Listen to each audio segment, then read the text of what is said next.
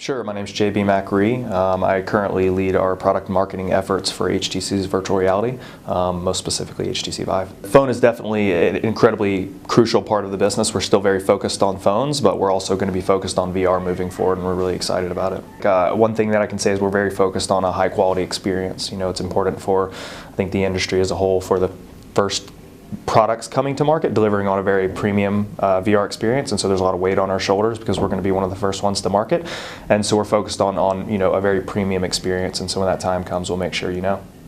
Yeah, so the Valve relationship's very close. It's we work very closely on almost everything. It's a really nice working relationship, and so we're excited about continuing that relationship forward. I definitely think that right now it's not the time for the industry to be competing heavily against each other. Clearly there are going to be people that are competing or working on the same type of an audience, but it's important for the industry that, like I said, the first product come out are successful. In order for that to happen and VR to take off, hopefully everyone will be very successful. And so each product in their own right is very unique and can be very compelling.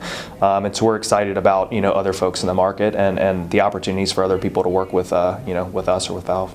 Yeah, so we haven't actually officially announced any launch date or any announcement. Currently, we're planning on revealing more information in the near future. We'll, just like I mentioned earlier on something else, we're going to make sure that we scream from the rafters when the time comes, because we're really excited to do that. It was kind of unique, as you remember, when we made the announcement about the partnership with Valve and having HTC Vive. It caught people off guard. They were really excited to hear it. They didn't really know it was going to happen. So that was a really unique thing for us to be able to do that, especially coming from the smartphone business, where that's always been very challenging. So we're going to make sure that when the time comes, we have a lot of stuff to talk about, and we're going to rely heavily on our social channels. And so when we're ready, we're going to make sure we announce it. And the plan is still to have units available later in the year. We don't know exactly what that looks like. Haven't really talked about what it looks like yet, but units available later in the year, and then a more broader consumer rollout in Q1 of 2016. I think as we kind of move forward, as most people know, right, the most difficult thing about marketing VR is that you really have to experience it to understand how truly awesome it is. And so we're focused right now on trying to get the Vive in the hands of as many people as possible. And so that means different marketing events around the world, different launch events, gaming conferences, things like that, and in hopes of trying to spread the word and let people get hands-on. And so at those different events, we work on trying to create a set of content that may be different at one event from the next event, but in hopes of trying to provide people with the most dynamic and full-featured kind of experience for what VR can be, in hopes to kind of spark their imaginations when they leave. They think about, oh, this could mean this for me, and this is how it would fit in my life, and this could be a training, a simulation, a game, and oh, I love that game. So we're focused on trying to kind of provide new demos, experiences at different events. And last week at Paris Games Week, we had 3 new demos. It was really exciting. So those aren't necessarily an indication about what we're going to be doing at launch or what types of content will be available, but again, really excited to talk about content, and hopefully we'll be doing that soon, and we'll make sure that you know.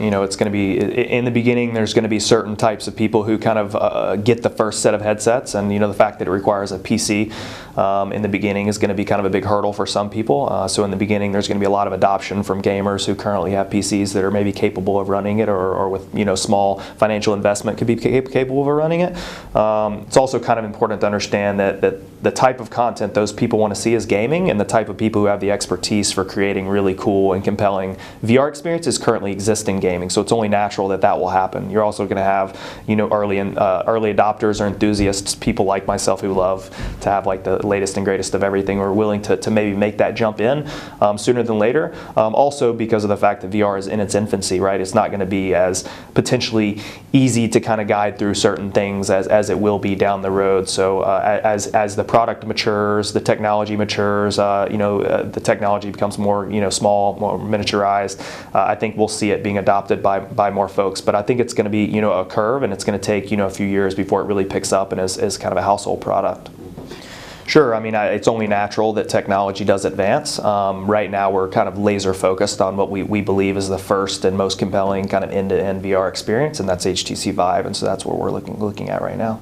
Yeah, absolutely. I mean, I think it's important for battery life to be good on the controllers, and one thing to consider is that right now what they're using is a dev kit. It's not necessarily representative of what will be available at launch, and so we're looking at different types of ways to either have good battery life or easy ability to have battery life rejuvenated by charging, and so I don't think that's going to be a concern. Yeah, we're definitely looking at all of those things. Again, right now, laser focused on Vive. As you can imagine, we're a very small and nimble team, and we're focused on trying to bring Vive to market in the best condition possible, and providing this really compelling and exciting experience for the consumers. And so that's kind of where our focus is right now. But that's not to say that we're not keeping our eyes open and trying to think about other opportunities that may present themselves down the road. But right now, it's laser focused on Vive. Yeah, we haven't really made any announcements about content. That's something that we're really excited to talk about, and that will hopefully be coming very soon. So I don't really want to get into too much detail there, but I think one of the unique things about Vive is the fact that we have room scale, and so even though content may be available on different systems, it's likely that content or the experience may differ on HTC Vive. And I know that our partner Valve is trying to make it as easy as possible for people who create content to be able to port that content over to different headsets.